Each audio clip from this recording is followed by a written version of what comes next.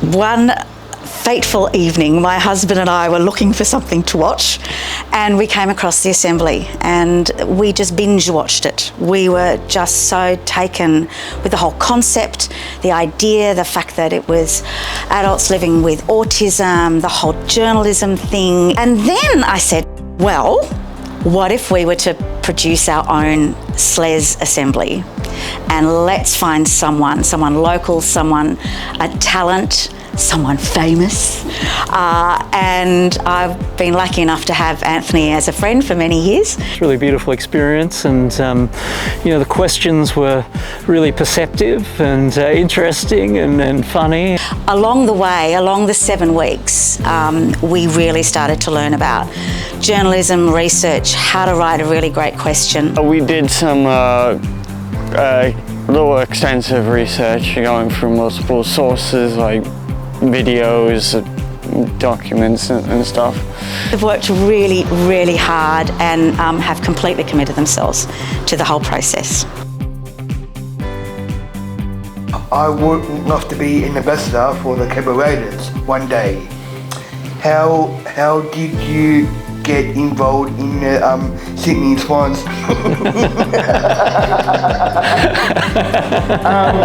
Now that's a good laugh. That's a good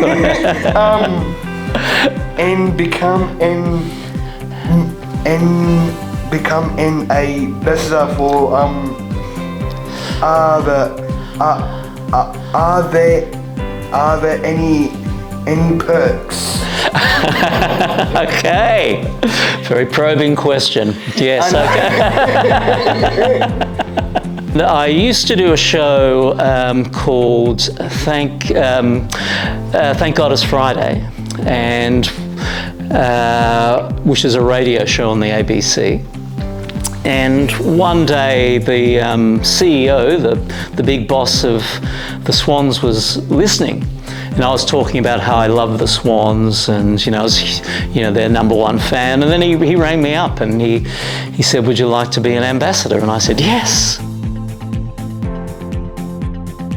I believe you've experienced bullying at school. You said that it was because of your looks. Yeah, well, that's an interesting one.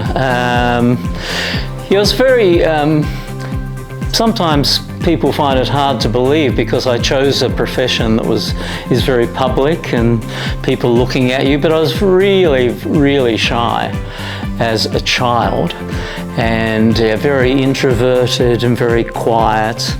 And so I went to school where the energy was more rough, and people were in gangs. I wasn't in a gang. That wasn't my style. So I did get picked on a bit.